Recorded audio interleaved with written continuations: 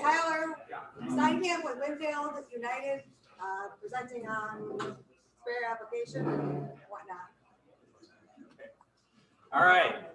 Good morning, everybody. Can everybody hear me all right? Okay. Some of the things that we're doing nowadays a little bit different.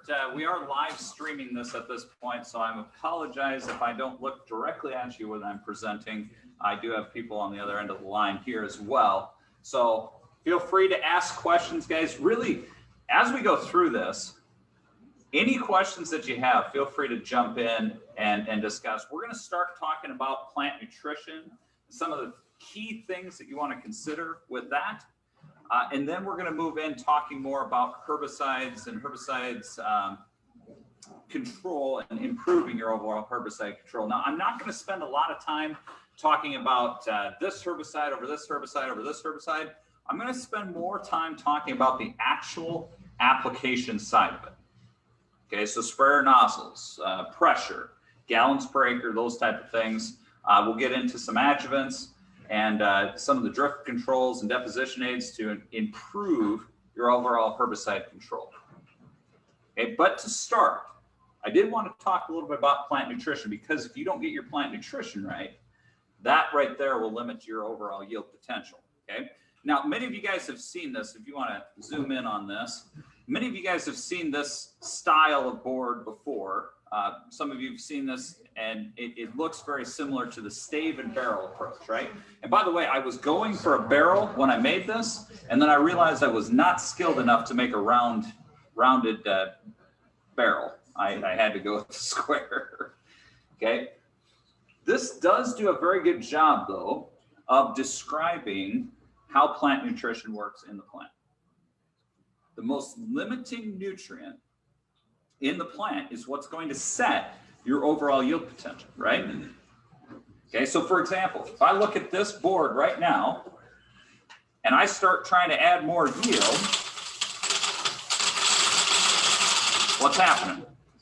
Well, we're losing that yield because in this case, zinc is deficient. Okay, now, when you start talking about plant nutrition, one of the things that drives me nuts about plant nutrition is you can't look at these individual nutrients in a vacuum, okay? Crop protection is actually fairly straightforward. Either the weed is dead or it's alive. Now, I've had a couple water hemp surprise me. And in fact, it seems like some of them you spray 32 ounces of glyphosate and it makes it grow better. Have you guys seen that? Amazing. But for the most part, it's either dead or alive, right? With crop nutrition, it isn't quite as simple, because I can go through and correct my zinc deficiency here. By the way, this also is a good indication that it's hard to get more yield out of something that you already lost yield out of, because it's plugging the holes. Okay, even though I fix zinc here, now as I continue to add more yield, yeah, I got a little bit of yield increase, but hey, now phosphorus is a new deficiency here. So as we start to look at improving our overall nutrient levels in our plant, we have to consider all of the various nutrients. And unfortunately, it's not just a, hey, I can apply zinc and I'm going to get this many bushels. You have to look at all of these nutrients together and slowly start to increase them over time. By the way, when you start looking at these two, you'll notice on this chart here, on this demonstration, that they're different widths in the board, right? Okay, the different widths are because of the size or the quantities that's needed in the plant. So for example, all the 1x4s here, we got our nitrogen, oh, I don't even know which one I'm pointing at, potassium, thank you, nitrogen, and phosphorus down here, right? The reason those are 1x4s is because there are macronutrients. Now, they're no more important than any of the nutrients. The difference is you need them in a lot higher quantities. Okay, so strategies are a lot different for macronutrients than they are for micronutrients, right? It's hard to supply a macronutrient through foliar applications, for example. Has anybody ever tried that? You might do a little bit, but God, you get too much, it works better as a herbicide than it does an actual plant nutrition program, right? Okay, so we have to have different approaches with that. Okay, now we can continue to increase this. For example, if I bring up my phosphorus and improve my overall herbicide, or my overall nutrient potential here, and I can continue to add yield, but eventually, right, there's going to be another nutrient that is limited. Now, with some of these things, a lot of people assume that, hey, I'm just going to throw an extra lot of phosphorus out there, a lot of potassium out there. Realize that each one of our nutrients is different and acts different in the soil. So you'll notice that some of these are red, some of them, well, that's green. Some of them are red, some of them are green. Okay, the green ones in this chart, so you look at potassium, zinc, phosphorus, manganese, calcium.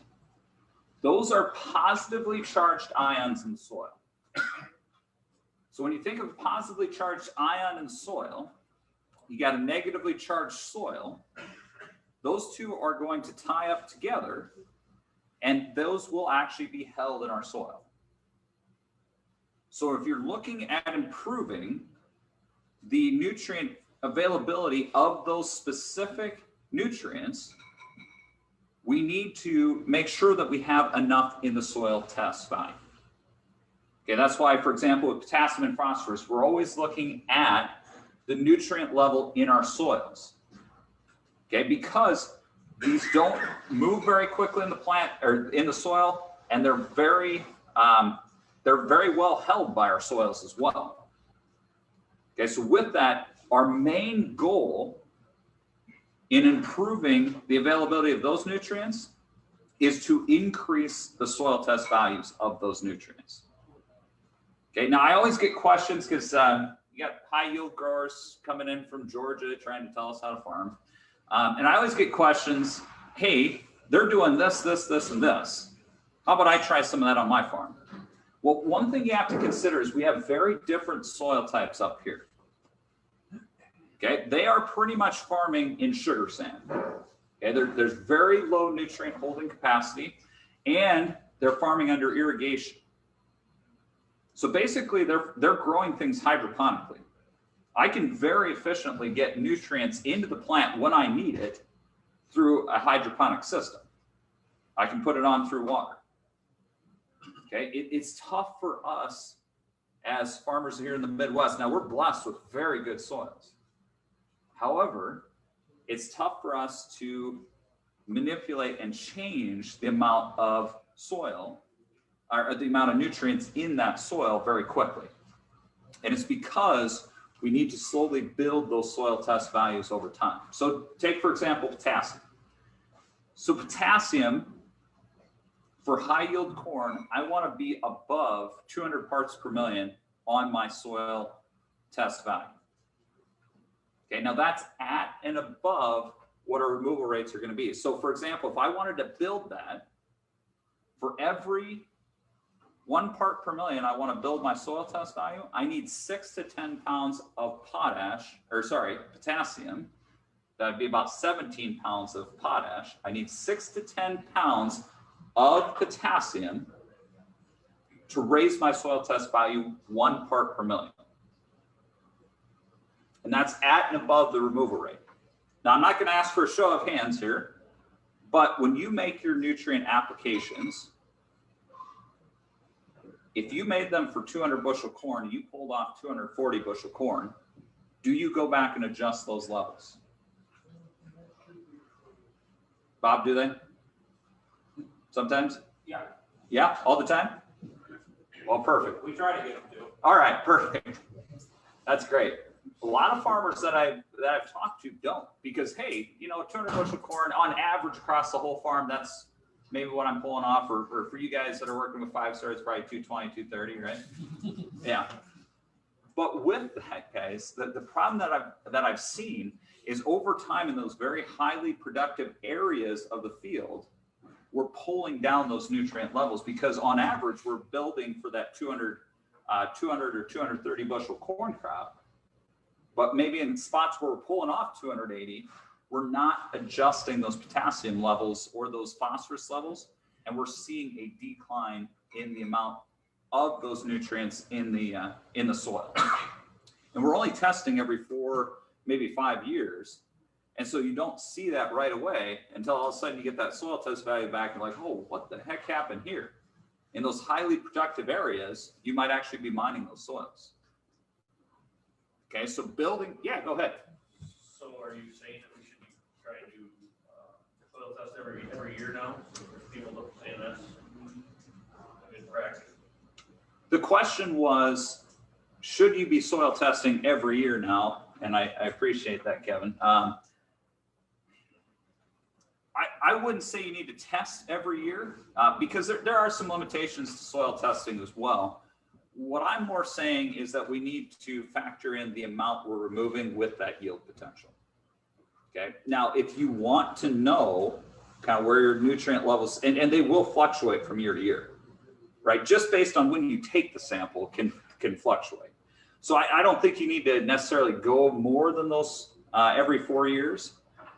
But what I'm saying is that if you are pulling off, which I'm sure you are, pulling off more than what you necessarily are putting back on, that tends to be where we see in those highly productive acres, we see those nutrient levels mining over time. And what I get is, farmers that are surprised when they get their samples back and they go, oh man, why is that area all of a sudden low? Well, it's because we've been taking more than we've been putting out there. Does that make sense? Okay, good question. So that's just something to consider, guys. Remember, when you're building, it has to be at and above the removal rate. So if you're taking off 260 bushel corn, we need to be putting on more than what we're removing. Okay, and remember, it needs to be 6 to 10 pounds of potassium to raise your soil test value 1 part per million. And guys, if you are striving for those higher yields, this is not necessarily something you can do in just 1 year. It's going to take time. And so what you're going to need to do is slowly build those levels over time, because you're throwing out, let's say, 1,000 pounds of potash out there, or 1,000 pounds of actual potassium. You got a lot of salt out there as well. So you got to be a little cautious there. But overall, what we're trying to do is we're trying to build those soil test values. Okay, when you think of soil test values here, guys,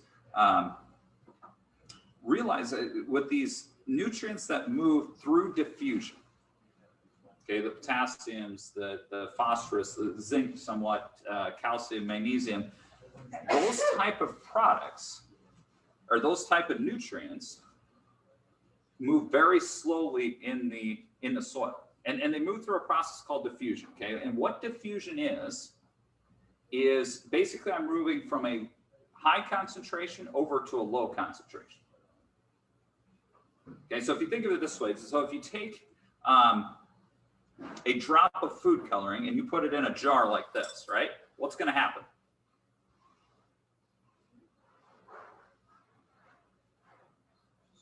Spreads out, exactly. Okay. So with that is the process of diffusion.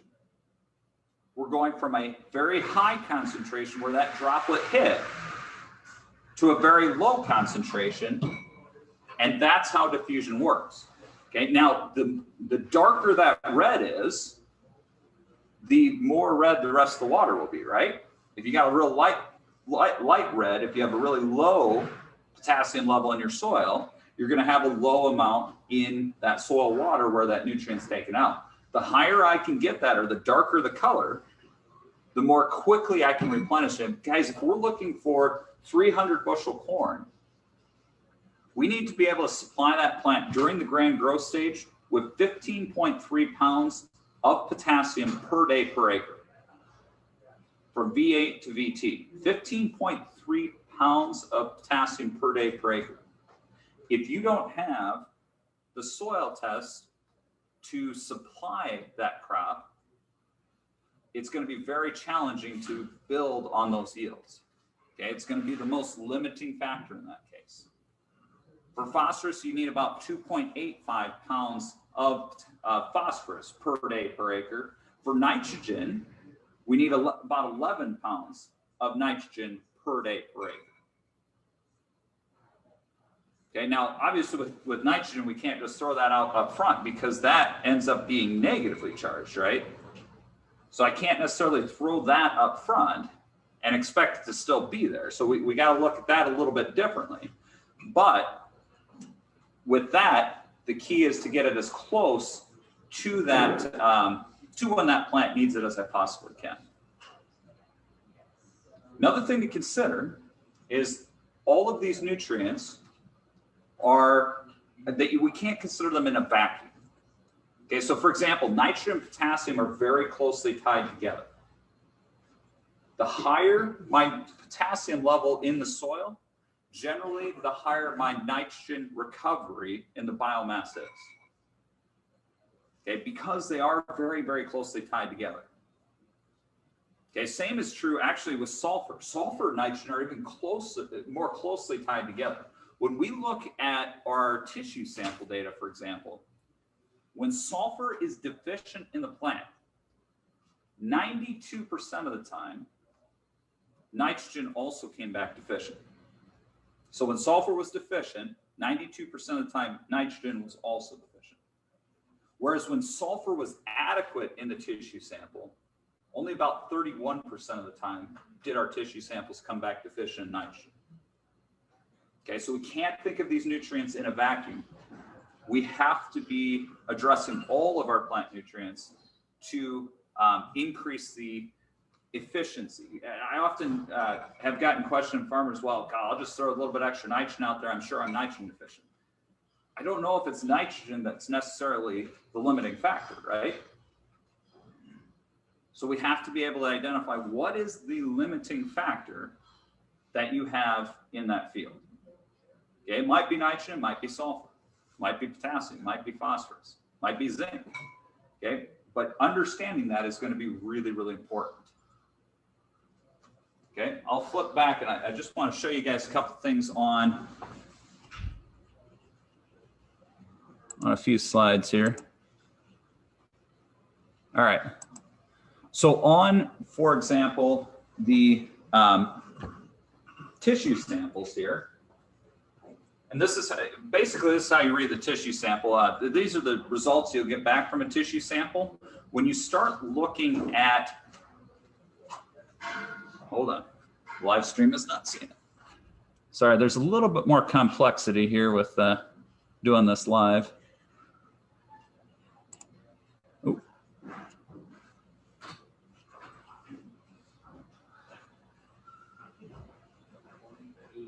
I can't share the screen.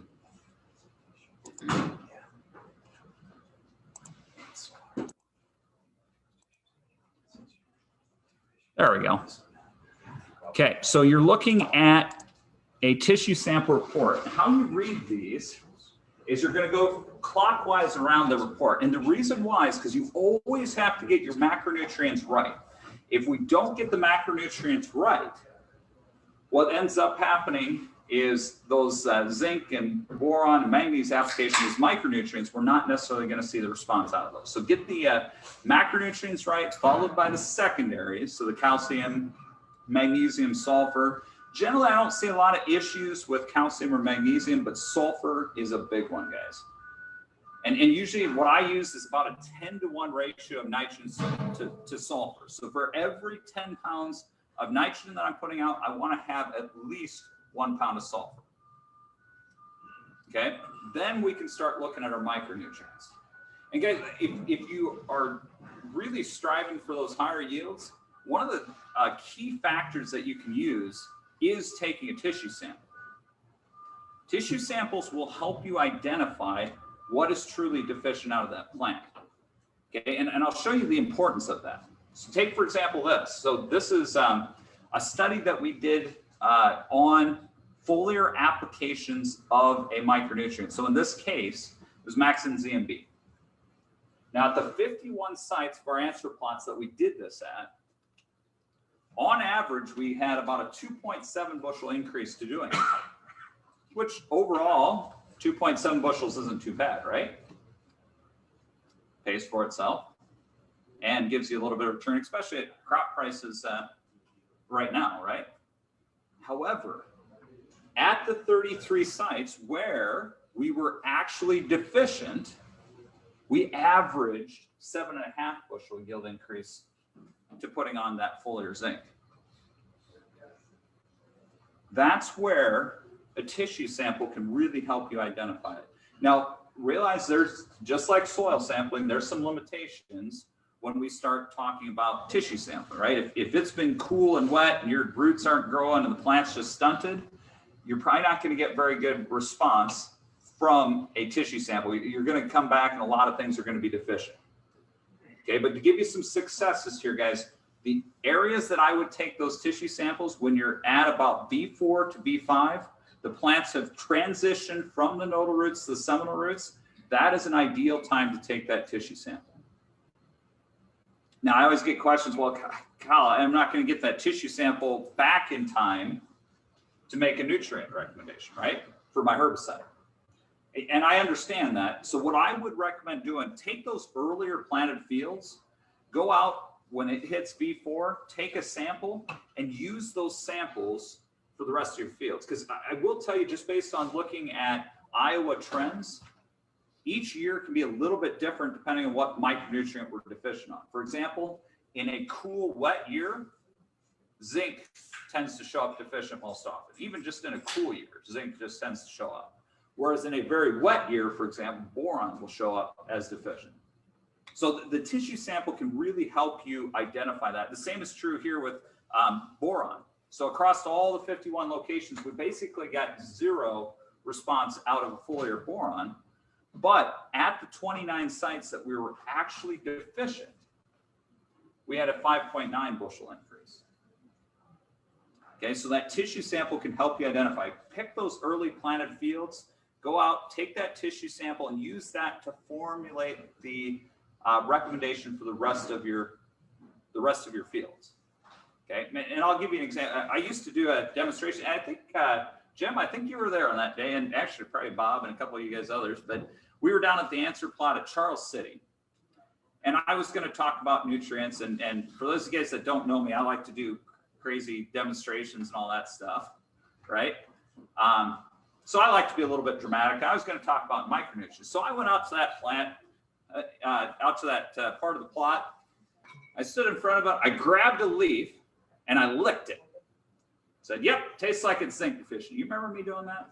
Okay, yeah. And, you know, based on the tissue samples that year, about 80% of the samples were coming back deficient in zinc. So about 80% of the time I would have been right. Okay. However, the answer plot crew afterwards pulled me aside and said, hey, Tyler, you should quit licking the leaves. We just sprayed that with Callisto yesterday. So I don't do that anymore, but kind of explains a lot, doesn't it, Jim? Although Jim can attest, I wasn't that normal before this.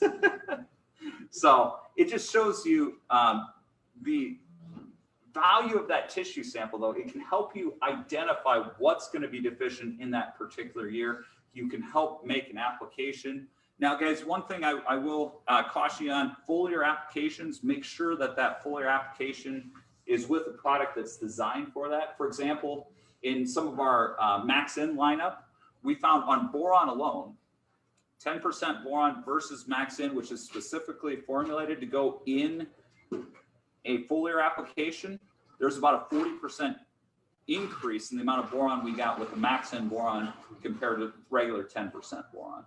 So make sure it is a product that is formulated to go in as a foliar application.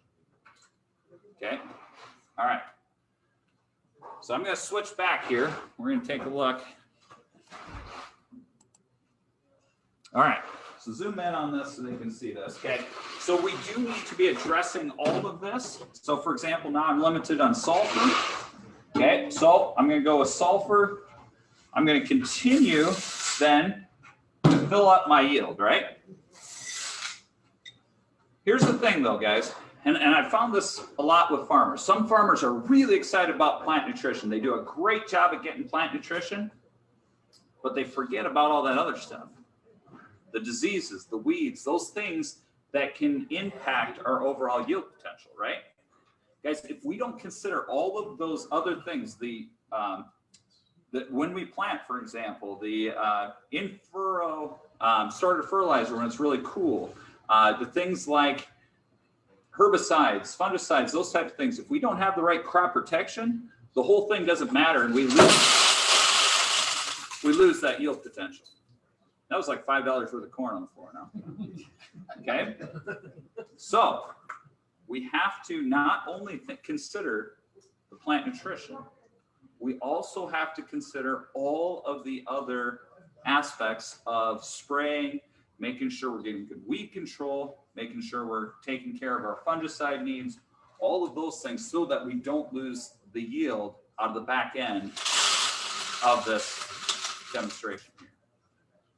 Okay, so that's what we're going to spend the rest of the time talking about, is sprayer applications, improving our overall sprayer applications here.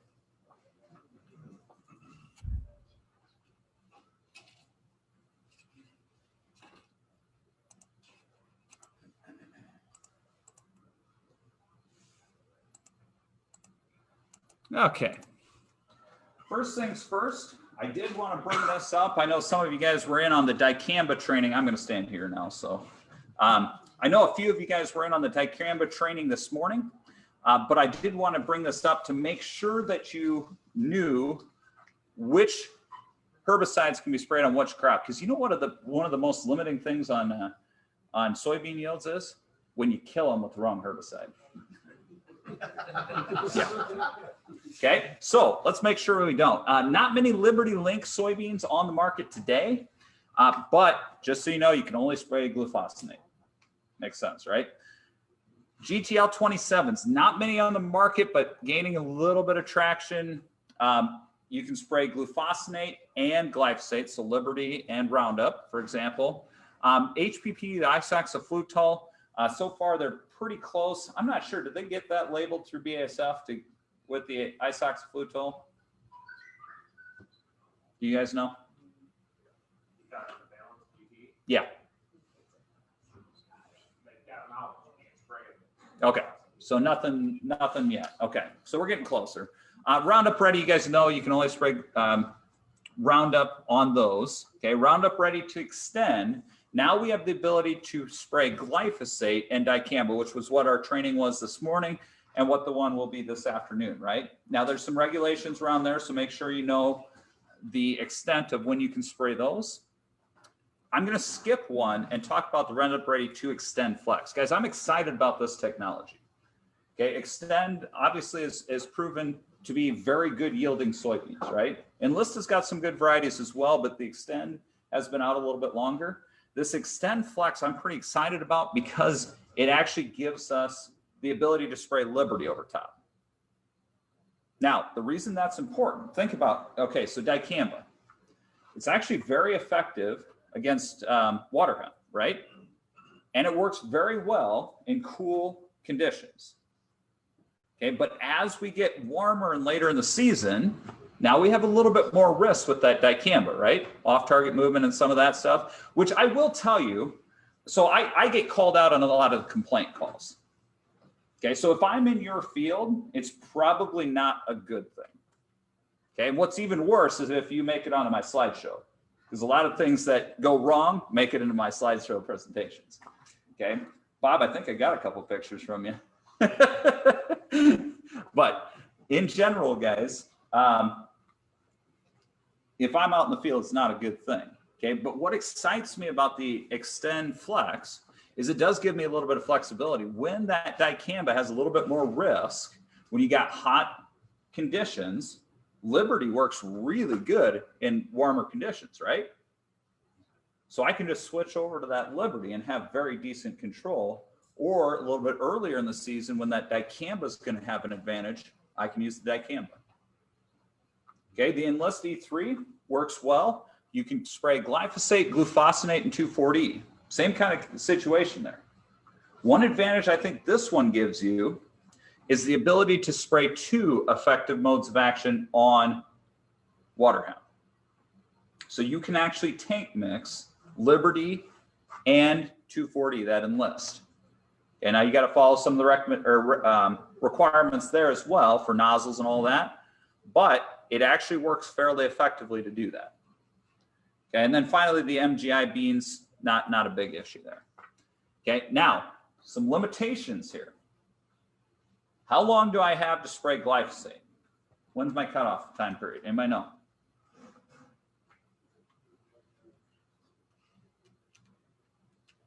I know a lot of you guys don't know because I've seen those sprayers out a little later than I expected. Take a guess.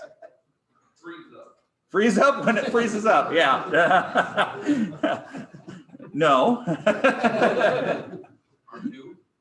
R2, yep, R2. So once you reach R2 or full flower, we need to stop spraying that. Applications after that, you do somewhat limit your yield potential. You can hurt your yield there.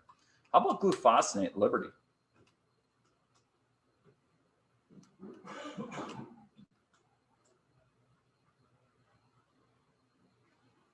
Starts with an R. Oh, and by the way, I should tell you guys, I told the last group this too. I do this all the time. It doesn't bother me to stand here awkwardly for a really long time. So it's your guys' choice.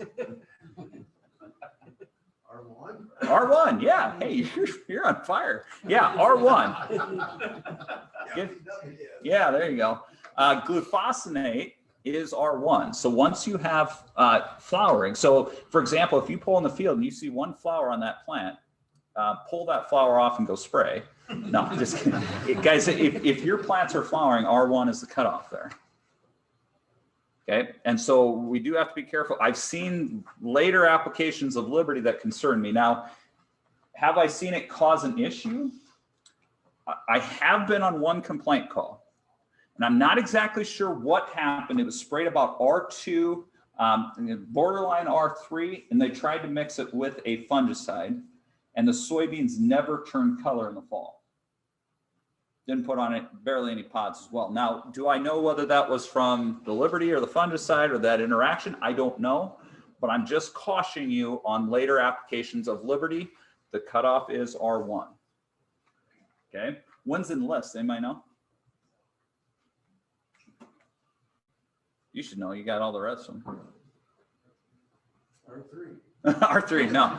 R2 there as well. So we can go up to full flower, and then the extend, of course, is going to be R1. And that one's going to be a pretty drop dead date there. R1 or June 30th, and make sure you're paying attention to some of the regulations there.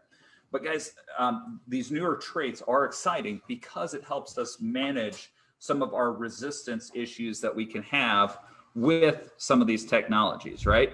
And so one of the biggest things we got to do is try to prevent this resistance. Some of you guys that have seen me present have seen this slide because I've used it for a lot of different meetings.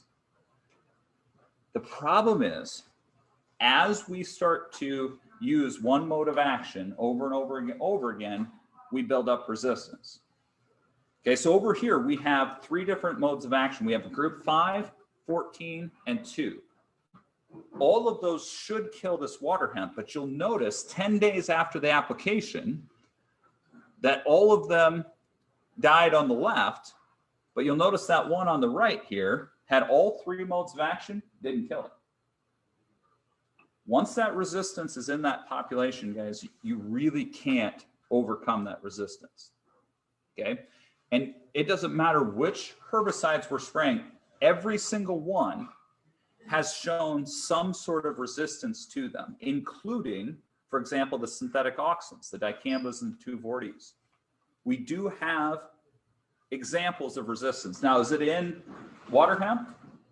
Not necessarily. I haven't seen a lot of that, okay? And I haven't seen necessarily a lot of it around here, but the more we use that, for example, if we're using it in corn and then in soybeans, then in corn and then soybeans, the more we use that, the more we're going to see issues. And what do we have left when we lose our herbicides? Something like that? Yeah. That's not from me. That's not from you. You're right. Yes.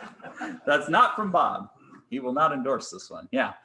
This, guys, is a really good giant ragweed field, but that corn took the yield down on. So And by the way, if you want to know what you have out in your field, just look on the back of the combine. All right. So the more effective modes of action that we can get, the better our chances of seeing less and less resistance. So this was a cool study done down in Arkansas that looked at how quickly do we see resistance building up to these various chemical modes of action. And what you'll notice is when we get 3 or more effective modes of action, the chances of us seeing resistance goes down dramatically. So we want to have at least 3 effective modes of action per year to see that resistance factor go down more dramatically. Okay, and by the way, the more applications you make will decrease that chance as well, because the chances of you missing a couple weeds goes down dramatically as well. If we're seeing 1 or 2 weeds out there, guys, it doesn't take long to build up resistance. Okay. Next thing we got to focus on is how are we actually making those applications? There's 4 main steps that we have to go through to kill a weed. And we're going to talk through each one of these, but the first thing is contacting the weed. So with this, I have to have the right nozzles, the right gallons per acre, the right coverage, right? Anything I can do to get better coverage and better canopy deposition, getting it through that canopy is going to give me better overall herbicide control. Okay, the next thing, the herbicide must be absorbed through the leaf surface. So question for you. From the time of application, how long do I have to get that herbicide into that leaf surface?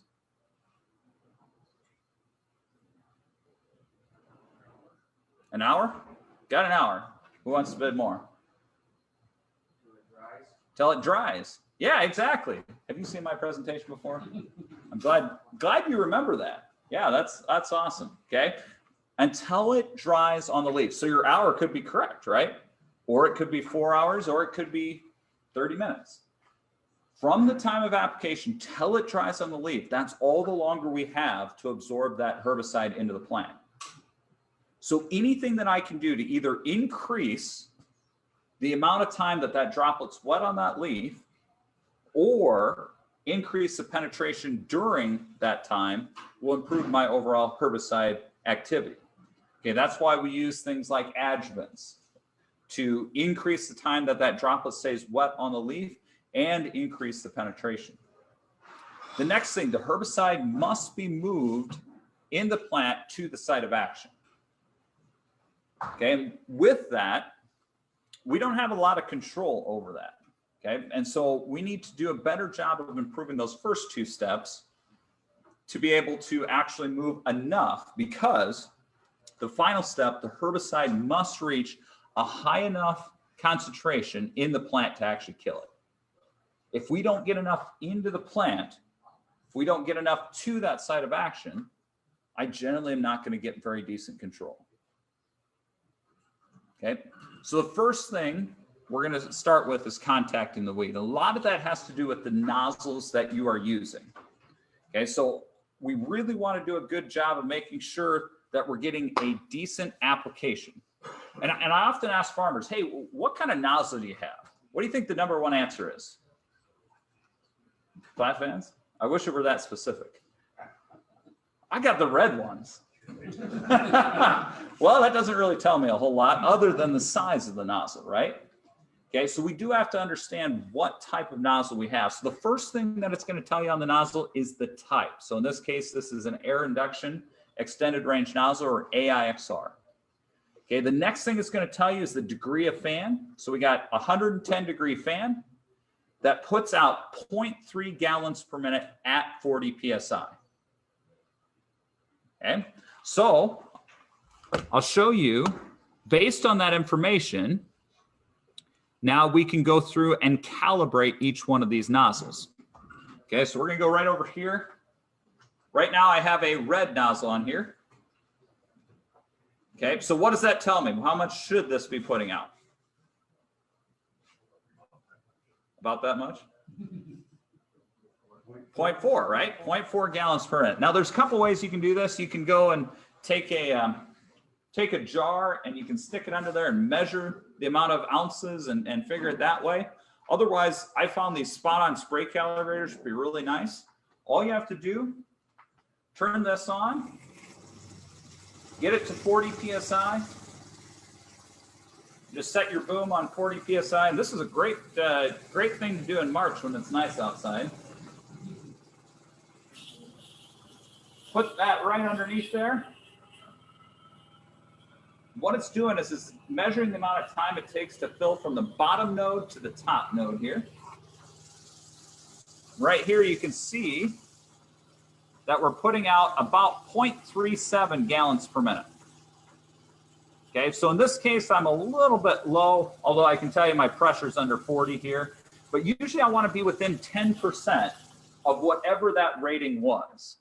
Okay, so in this case with 0.4, you got a little bit of a range. And the reason why I use 10%, that's first of all, the nozzle manufacturer's recommendation. Second of all, with these boom sections, you do have various levels of pressures on the boom section. The outside will tend to put out just a little bit more chemistry than the inside of that boom. Okay. All right. I don't know why I keep losing this.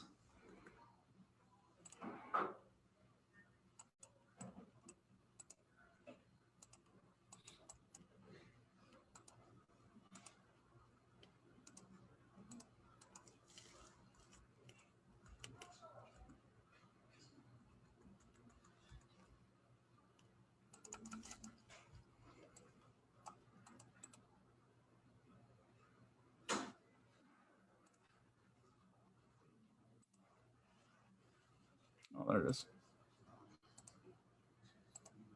Okay.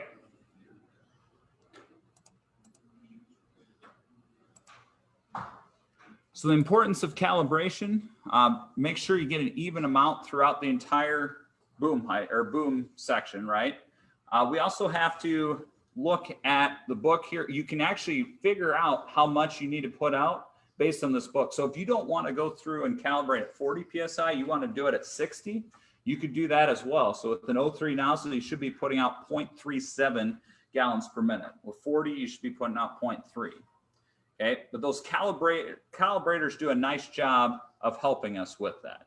Next thing we want to look at as we're calibrating that nozzle, we want to make sure that we're getting a good spray pattern and replace any nozzles that are worn or clogged or broken. So, and by the way, if you get a clogged or worn nozzle, how are you going to clean it out?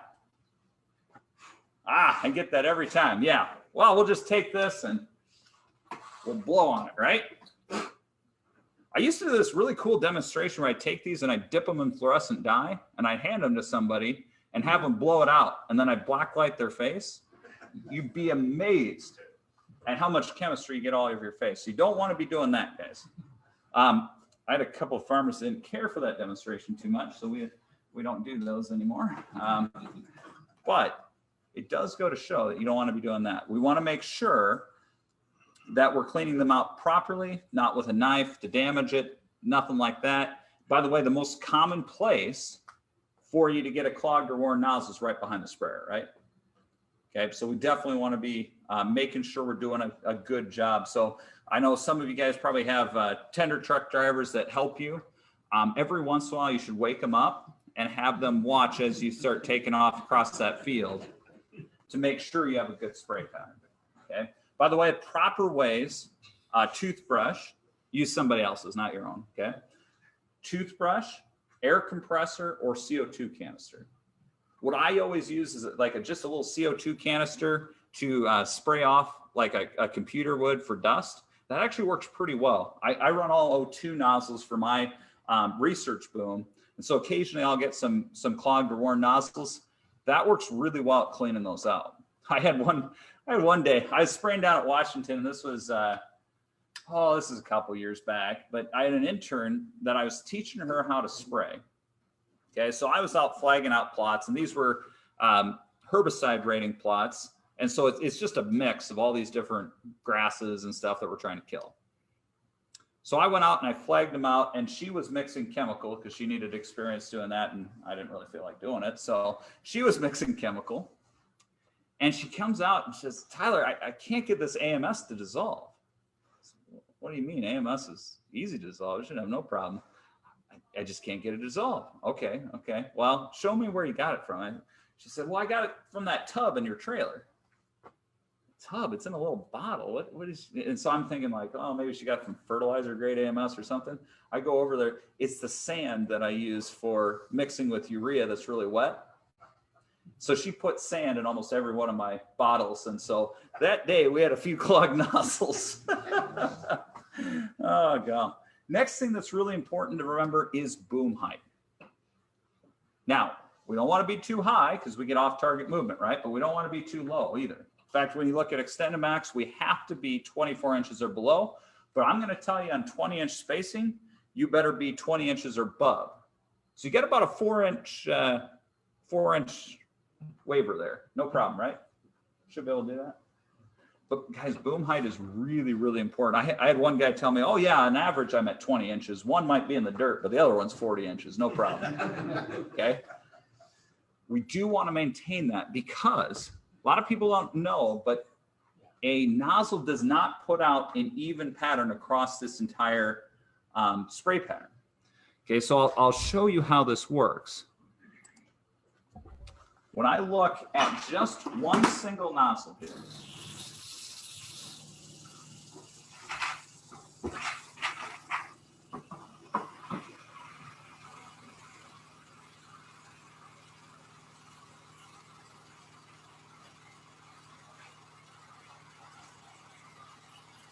sorry, it takes a little bit to fill up.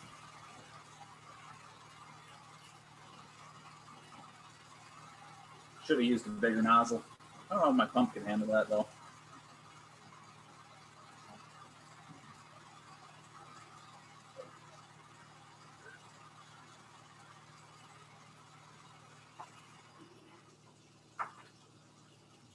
Okay.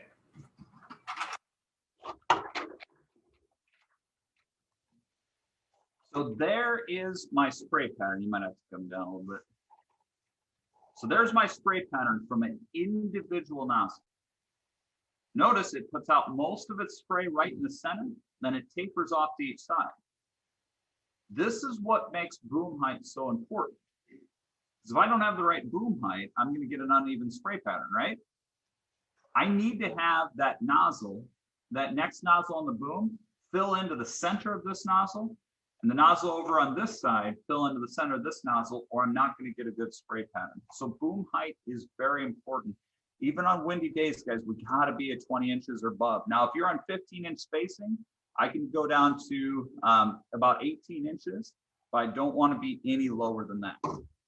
Okay, so make sure that we're addressing that, because if we don't, what you end up with is you end up with a poor spray pattern. And by the way, let's say you set your height down here at 4 inches, but your crop canopy is actually at 16 inches. You're going to get 175% of the chemical right down in the world corn plant. So we have to have good height in order to take care of that. Now, I know for some of you guys that are spraying Xtend, some of you might have or start seeing some hooded sprayers. Guys, it doesn't matter if you have a hooded sprayer or not, you still need to be 20 inches above that crop canopy to get these to cross so that you don't have this issue. Now, we don't want to be too high either, because as we see that boom height increasing, we also see the off-target movement becoming an issue, right? If I'm 48 inches above, I mean, we're moving off almost 200 feet off from that application site. Okay, and so keeping it down is important as well. 24 inches, we're only moving about 50. Okay, so boom height is very important. Next thing we need to look at is our nozzle and nozzle selection. Okay, and there's no ideal nozzle, right? Heck, if I had my choice, I'd have a nozzle that gives me really good coverage, has no drift potential. And if I could invent that, I wouldn't have to stand up here and do this. right, Jim? If you come up with that, let me know. I'll partner with you. All right, good. With the contact type chemistry though, guys, we have to understand the difference. Now, some of you, especially as we start getting more and more tolerances in soybeans to Liberty, you might see more Liberty applications, right? With Liberty is a contact type chemistry. Wherever that hits on that leaf surface, that is where it's going to kill. Okay, whereas with things like glyphosate, 2,4-D, dicamba, those are systemic type chemistry. Where they hit on the leaf, they're going to move. Okay, and so we have to treat these two different. With a contact type chemistry, I'm going to need higher carrier volumes, and I'm going to need smaller droplet sizes. Every time you cut your droplet size in half, you actually get 8 times as many droplets. Okay, volumetrically, 8 times will fit in there. That's where our extra coverage is coming from. You cannot overcome your droplet size by changing your gallons per acre, your pressure. Okay, now pressure can somewhat affect it, but overall, guys, we need to look at the nozzle type we're using. Okay, so smaller droplet size with contact. With systemic, we can go larger droplet sizes to avoid that off-target movement. Okay, but again, you cannot overcome your droplet size, your type of nozzle, with more gallons per acre. And what scares me a little bit is, for the Extend, we've gotten a lot of free nozzles out in the country of these TTI nozzles, right? Very, very large droplet sizes. Okay. If you go and spray Liberty with a TTI nozzle, this is our Liberty demonstration at our Marshalltown plot, we didn't kill anything in that segment with that TTI nozzle. Whereas with an XR nozzle, even at 10 gallons per acre, we were able to kill a majority of that wheat in this case. Nozzle type is really, really important. Okay. Another thing that's really important is gallons per acre. And we do have to know these two because I want to figure out my size of nozzle before I start trying to figure out what type of nozzle I'm using. So for example, with a contact type insecticide, fungicide, foliar herbicide, I'm going to want to be in that medium to coarse size droplet. Now, some of you guys might look at this, well, why the heck wouldn't you want to be in the fine category? If you have a fog coming out of the back of the sprayer, what's going to happen to those fine droplets? Well, they're either going to move off target or they're going to evaporate, which back there, you already told me that once that droplet dries in the leaf, that's it, right? So if it evaporates before it hits the target, we're not doing ourselves any good.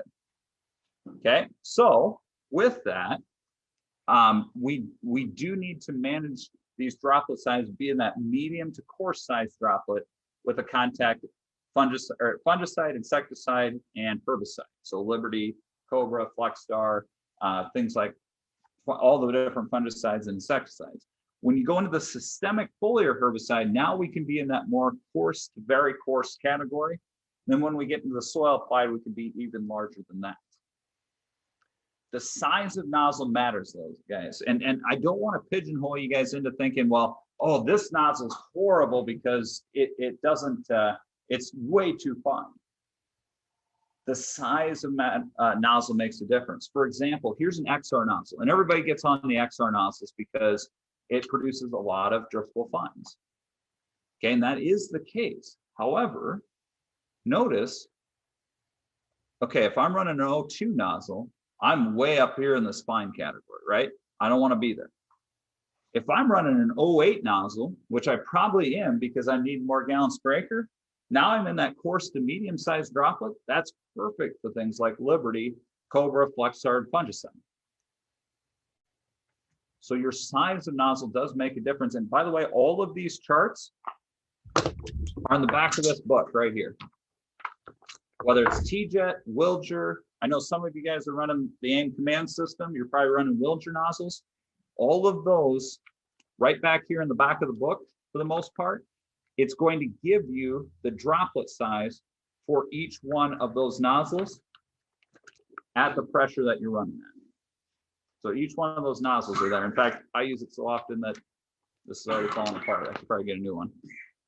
Okay, so check that out. Now, want to go through a few of these nozzles. I'm going to focus more on the T-Jet nozzles because of the fact that that's the most common. But realistically, guys, this can apply to all the different nozzle types. But I'm just going to go through a few of these and show you some of the various nozzle types that you have. If I can get this open.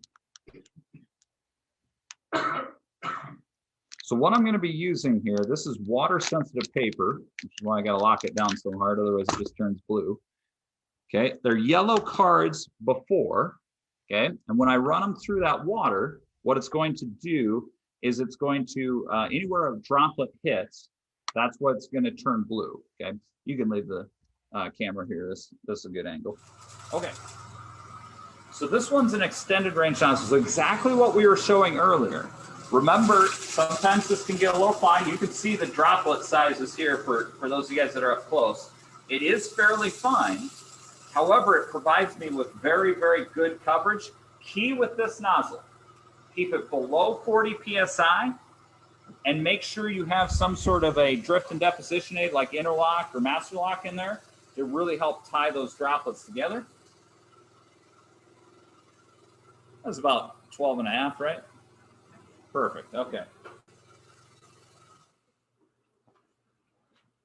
So there's the coverage that you get with that nozzle. Fairly decent, right? And we'll look at all of these here in a little bit. Coming. Okay, so the next one on here is an AIXR. That's about the same speed, right? All right, perfect. A little slower? All right, I'll do it over again. There's the AIXR. Here is my XR. So you can see I got bigger droplet sizes, which generally means less coverage, right? You'll also notice that with these, you can start to hear the air being sucked into these air induction nozzles. With that air being sucked into that air induction nozzle, what it's doing is it's actually inserting that air droplet in the center of that droplet, or the air bubble in the center of that droplet to make the droplet sizes larger. Now, just so you know, you cannot run air induction nozzles on a pulsating system. So if you have an aim command system, if you have an exact apply system, or I think Raven's got their Hawkeye system, you cannot run these type of nozzles. My recommendation is to go with Wilger nozzles in that case. Wilger nozzle, very good nozzle, non-air induction nozzles, and it gives you a wide range of different droplet sizes there. The last one I'm going to show you, I did have one in between there with the AI nozzle. Those are those big long nozzles. They work okay for systemic type chemicals, but generally they do have some other limitations. They do tend to plug a little bit easier. The final one I am going to show you though is the TTI nozzle, and this is your dicamba nozzle. That's what a lot of people are calling it. Very, very large droplet size. It is a curved fan as well. Provides a very large droplet size, not very good coverage with this one. So outside of dicamba, or if you're doing some sort of a pre-herbicide where you've already worked the ground, you don't need any coverage, this nozzle works fine. For dicamba, it works fine. I would not use it for anything else, okay, because it's too large of a droplet size. In fact, it's even a little too large for dicamba, but for a drift aspect, this one's going to be very good, and it tends to work well with the drift control agents that are required for these type of products.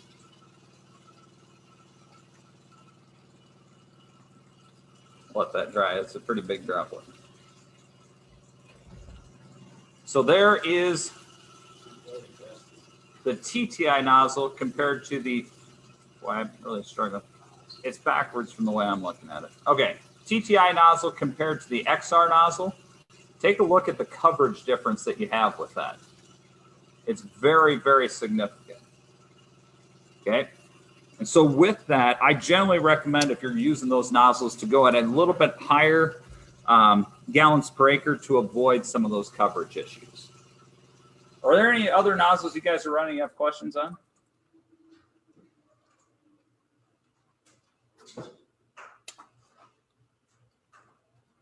No? Okay. Next thing that I want to talk about then is controlling drift and some of the factors that we have to think about there. See, I'm getting better at this over time. Okay, so ways to control drift and drift potential. And guys, I realize that when I'm talking about, yeah, an Enlist Liberty tank mix.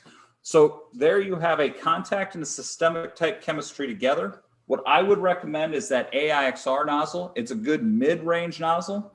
And by the way, that AIXR works very well for your corn herbicides as well, the Callistos, Impacts, Armazons, those type of things. Works well for that. It's a little on the big side for Liberty, but when you're tank mixing with the Enlist, it works pretty dang good. And when we do that combination in the answer plots, that's what I use. And it does look good. One thing that's really cool we're doing in the answer plots this year, you're getting me off on a tangent, but we're doing Liberty up front, and then right behind it, we'll do the exact same treatment, exact same adjuvants, everything with the tank mix of Enlist and Liberty. So we'll be able to see how that affects it and see what the best management practices for both of those are. So good question.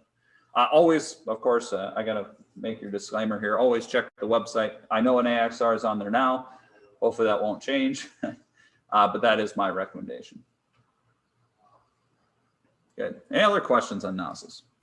What is your favorite nozzle for fungicides? For fungicides, what size are you running? Reds. Reds? I would probably go with the XR nozzle for that application. Yep. Make sure to have something like a master lock in the tank to help you get better deposition. And we'll talk about that in a bit, but yeah. Good. Any other questions? Okay, so affecting spray pressure. And when we talk about affecting spray pressure, guys, anytime we can, managing drift and deposition, anytime we can manage that droplet size better, we also tend to get more consistent deposition and actually increase canopy penetration as well. Okay, so ways we can affect it, spray pressure. As we increase pressure, we also increase driftable fines. And you'll see a lot of these type of videos here. What this is the smaller droplets are gonna show up darker.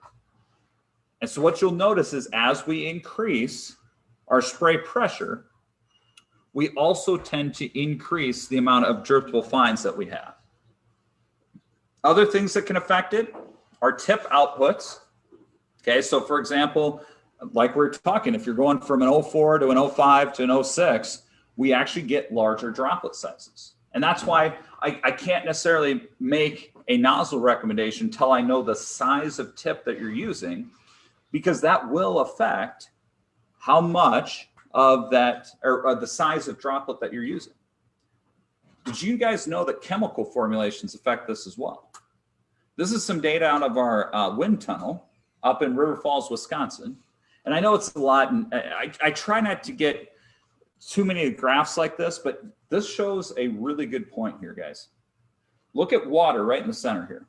This is the amount of driftable fines, so cumulative percent fines below 141 microns. So to give you an example, what a micron, so your hair is about a width of 100 microns. So we're talking fairly small droplets here. With an XR 11003, you're getting about 25% driftable fines with water. When you add glyphosate to that spray tank at 2.5% volume for volume, you're getting about 37% driftable fines. Now there's other ones that decrease it. For example, like Enlist. Enlist alone will actually decrease your driftable fines. You'll notice that some of those 2,4-Ds are down there. Extendamax will decrease your driftable fines some. Okay, now not enough necessarily, but it does decrease it some. Okay, but anytime you add glyphosate in the tank, anytime you add Liberty into the tank, it will increase the driftable fines. Okay, and remember, those driftable fines don't do us any good because they either blow off target, or they evaporate before they hit the target, or they just kind of settle on the top of the canopy. Okay, larger droplet size tip. So going from a XR to an AIXR, for example, or AIXR up to a AI. And then finally using a drift and deposition aid. And these drift and deposition aids, guys, there's some different categories in them. Okay, they do different things. Here's another chart, but again, it gets a little bit confusing, but it does indicate the difference between these two different types of drift control agents. Okay, so take a look, and I wish I could take each one of these apart and actually look at them, and maybe I don't know, that'd take a lot of computer skills to do there, but if you look at the green line here, so the green line is Roundup, PowerMax, and water. Then take a look at the blue line. So the blue line is what happens when we add in something like a on target, a double X, for example, those thickeners, the stuff that we put in with dicamba to decrease earthful fines. What it does is it thickens up that entire spray solution, and it takes that entire distribution, which, by the way, along the bottom of this is the size of droplets. What you'll notice is it dramatically increases the size of all of the droplets that we see. Okay, so that's one kind of drift control agents. Now, works good for things like dicamba because we do need to watch the driftful fines on that. It doesn't take a whole lot to cause damage. But on all of our other applications outside of dicamba, my recommendation is to go with something like an interlock or a master lock with these spray droplet modifiers. So if you look at that pink line, you compare that to a green line, it doesn't dramatically increase our droplet size. What it does instead is it narrows up that droplet size so you get more consistent droplet size, cutting down on the driftable fines, but yet still maintaining my droplet size so I get better coverage. And you can see that pretty well in this video here. Here's water alone. Here's what happens when we add glyphosate. You see how much more driftable fines we get when we add in that herbicide? Next one is the herbicide plus interlock. So that'd be that spray droplet modifier, things like interlock, master lock, power lock. There's a couple different ones in that category. You see how it's more consistent in that droplet size, still eliminating those driftable fines, but it's more consistent. And then the final one is that polymer. It thickens up that solution so you don't have those driftable fines. Okay, now I got a couple slides in here. I'll probably skip through just based on time. With some of these polyacrylamines, though, we do have to be a little cautious because the more times they go through the pump, they will tend to break apart. That's why our lead recommendation would be with On Target for XtendiMax, but it gives us a better overall drift reduction over time. Okay, let's skip through some of that. If you guys want some of this information on nozzle type with polyacrylamides and guars, let me know, and I can get it. I can get it to Bob or Jim and anybody here. So just let me know there. All right. So we'll move on to spray droplet modifiers. Basically, with these spray droplet modifiers, they're reducing the amount of driftable fines so we get more consistent droplet size. And this is really important. I'll show you why. Let's see. Who do we have for a good, good volunteer here?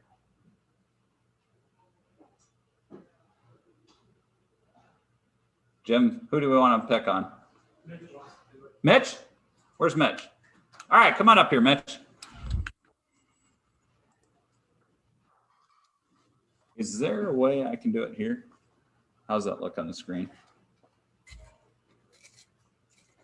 Zoom out as much as possible. Okay, perfect. All right, Mitch, why don't you go stand right over here? Okay. All right. There. Yeah, that'll work. Okay.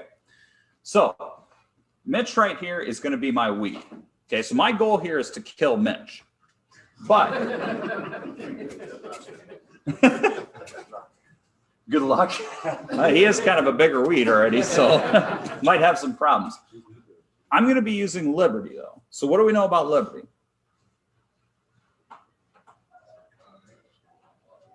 Well, we need very good contact, lots of water, smaller droplet sizes, right? But you know what? I just got these brand new tips, these CTI tips. So why not use those, right? Okay, well, go ahead and leave my water hemp plant here, okay? I'm sorry, my aim's not, oh, where's his protective goggles? Well, I'll try not to hit you in the face. Did you sign the waiver? Okay. Well, that's somebody's nose, so. All right, ready? All right, so in this case, I hit him right about here, right? So what's gonna happen? Well, his arm's gonna fall off. But the problem is, guys, he, as a water hemp plant, is still going to survive. He's still gonna be around to reproduce, and we definitely don't want that, okay? You have no idea. Might be a problem that they think you shouldn't, but all right. So we'll move down, right? Okay, still not an ideal droplet. Again, every time you cut your droplet size in half, you get volumetrically 8 times as many droplets. Okay, so let's see how good a coverage we get this time. Okay, I hit them in 2 different spots now, so what's gonna happen? I'll make him sick, but I'm probably not gonna kill him, okay? So let's go down again. We'll go with that's okay, you can leave it there. Oh, I had some off-target movement. All right. Go with an XR nozzle. Pretty well got him covered now, right? So now he's gonna die. Yes. Kyle, it's hard to get a good actor, isn't it? All right, so in that case, we're gonna kill him. Now, question for you. Let's say we're getting a little bit bigger weed size, getting a little bit later in the season, and I want to drive that chemistry down to the canopy. I want to increase my canopy penetration. What am I going to do? Put interlock with it. Thank you. Put interlock with it. Yes, you don't. You get a free meal. I don't think I don't think I have the ability to do that, but good job. Yeah. What do you think I normally hear? Lower the boom. Lower the boom. That's one. Increase pressure. Yeah, we're going to blow that chemistry down to that canopy, right? Okay, but if we increase pressure, what does that do to my droplet size? Makes it smaller, right? We saw that in that video. Okay. All right, you ready for these? Yep. Okay, so they told me to increase pressure, so I'm going to throw these as hard as I possibly can at you, which for me isn't that hard. What I want you guys to do, watch what happens when these small droplets leave my hand. Okay, you ready? Yep. Here it comes. Yeah, how many of those actually hit them? 2, 3? Just a few. Just a few, right? What happens, guys, is these small droplets don't have enough momentum to them to keep that terminal velocity coming out of that nozzle. When they hit that air current coming out of the nozzle, they immediately slow down. And you get that fog behind the sprayer. Okay, in that case, with that fog behind the sprayer, we're not doing ourselves any good because we're not able to maintain that coverage on that plant. Okay, so we're better off putting in, for example, interlock to maintain that droplet size and to get better overall canopy deposition and coverage. So thank you, Mitch, for kind of volunteering. No problem. Okay, so maintaining that droplet size is very important.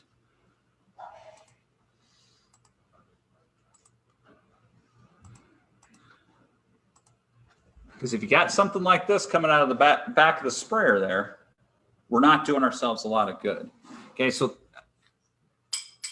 not only do those spray droplet or the spray droplet modifiers, master lock, interlock, help us to maintain that drift coming out of the back of the sprayer, it also helps us get better penetration into the canopy. Here's a great example of that.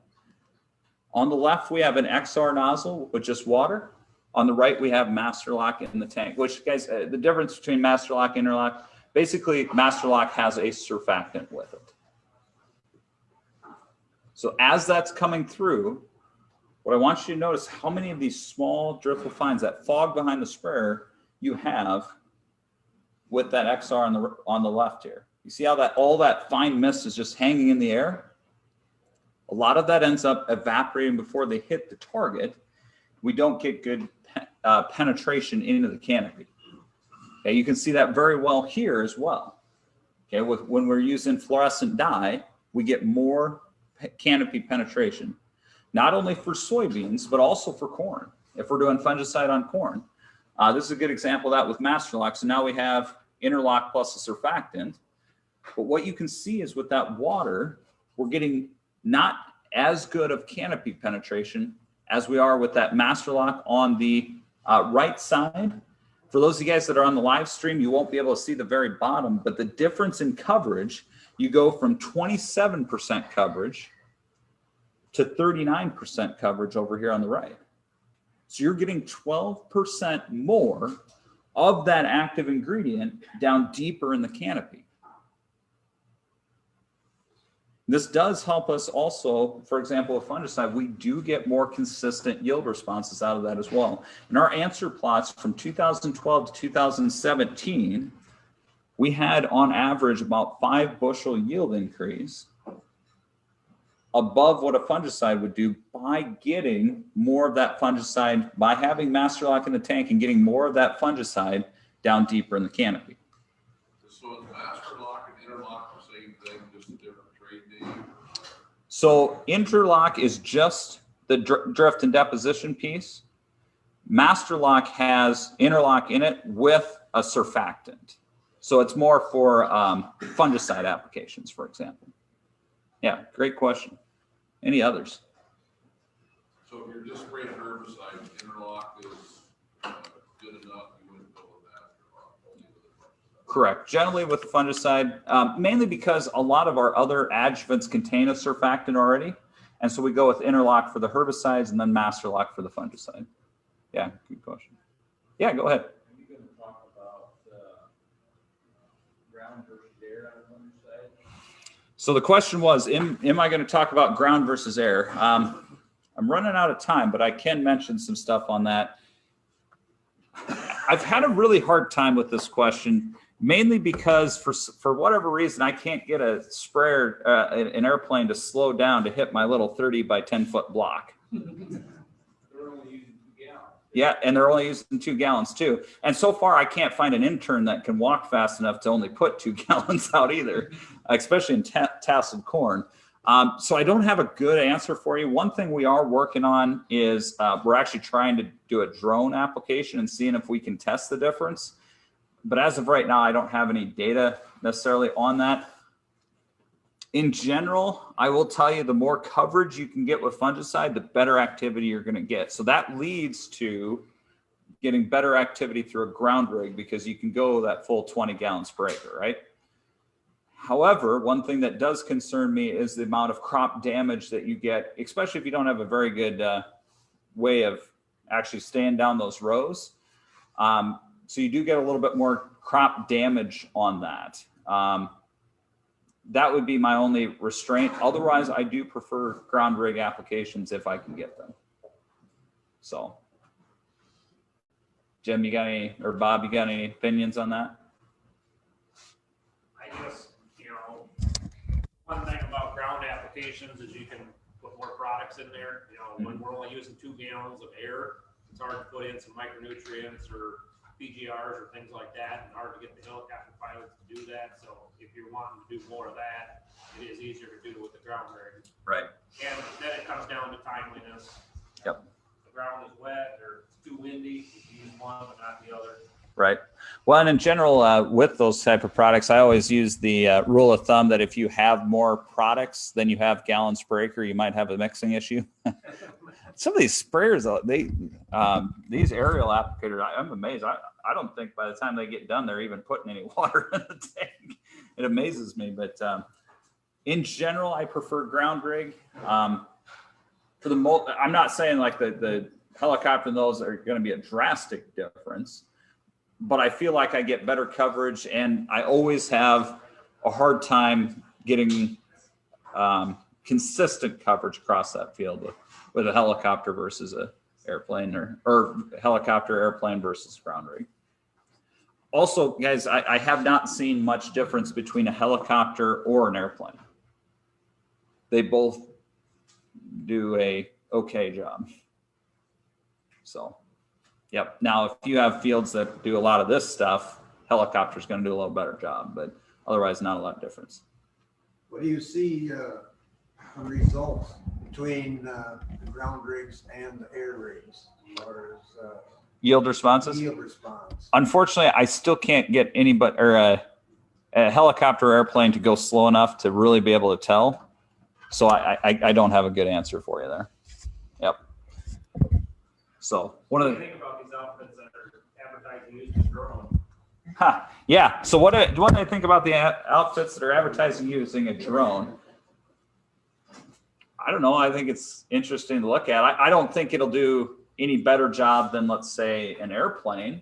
But for example, if you have, if you don't want to use a ground rig and you got wind turbines around, it might be an option.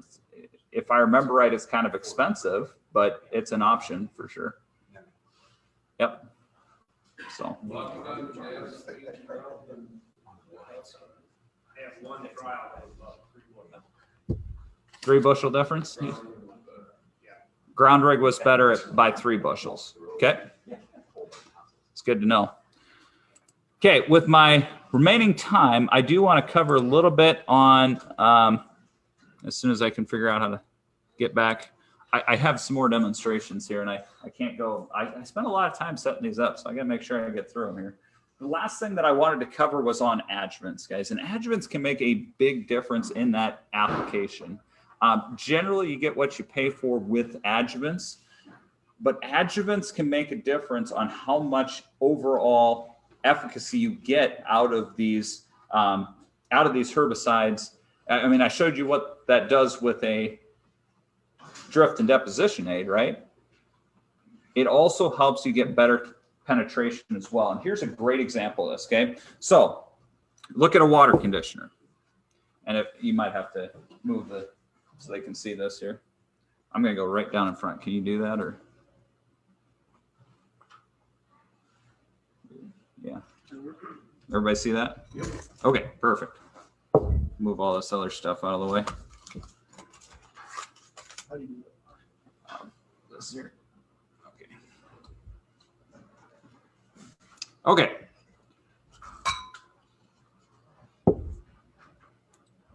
So this is just water and AMS. So we got a water conditioner basically with water in here. So water and AMS.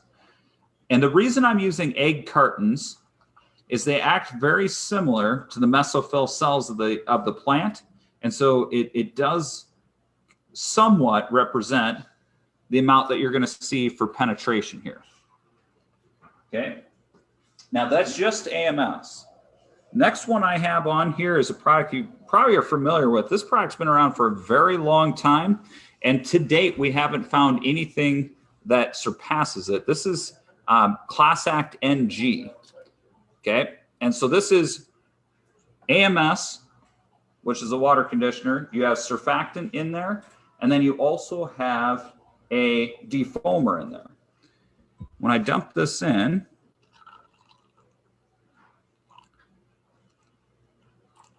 what you'll see is that it immediately starts wicking up and you're actually getting better penetration in through that leaf surface and actually getting more into that, so you can get more into the plant here. The real reason you do that, I'll show you. Well, if you were to spread this out onto a wax paper, what you'll notice is that having that surfactant in there helps that spread out over that leaf surface more quickly. So another great example of an adjuvant making a difference, if you have a waxy cuticle, especially things like our corn killing herbicides, that waxy cuticle can really impede the amount of herbicide that gets into the plant. So here's, this was a full foam cup when I dumped it in here. This is an MSO, methylated seed oil. You can see it ate through the waxy cuticle on that cup, in this case, gets more of that overall herbicide into the plant. So those adjuvants can make a big difference on how much overall herbicide you actually get into the plant. Yeah, go ahead. So what does with the new, with Extend, what does the VRA, how is that accomplishing its new purpose? How does it take away the volatility? Yeah, so the question is on the VRA, what is that doing with XtendMax and Ingenia and those type of products? The problem that you run into with dicamba, generally we can actually do a pretty good job of controlling the volatility by attaching a big molecule on top of that dicamba, right? You've probably seen that. Well, the problem is when you get a lower pH and you surround all of, so pH is a measure of the hydrogen ion concentration of the solution. Okay, so the higher your amount of hydrogen in that solution, the hydrogen will actually bump off those big long chains that hold that hold that dicamba in place. So when you do that, it will actually volatilize. Now, Extend on its own has a fairly neutral pH, and so you don't see that occurring. However, when you add glyphosate into the tank, glyphosate dramatically drops that pH, and sometimes we can get very close to that pH around 5, where we really start to see that hydrogen take place. So what a VRA does is it buffers that pH so that it doesn't get down below 5, so that we don't see that volatility occur. Now, I will tell you guys that, and I may have said this earlier, in the past 4 years, all of the dicamba complaints that I've went on, I've had one that I thought maybe might have come down to volatility. A majority of them have been tank contamination issues, because it doesn't take a lot in a tank to cause problems. So overall, I would say the volatility, even without the VRA to begin with, was fairly low. The VRA now takes that down even more. So good question. You're talking specific soybeans. Yeah, specifics. I mean, Yeah. you had corn where that came with right? Yeah, we had plenty of, question, or the statement from Bob was on that specific to soybeans. We have had some off-target movement of dicamba on corn, and actually got a fair amount of that last year. I'm sure you guys did as well. Yeah, good question. With that, Bob, we breaking for lunch at this point, or?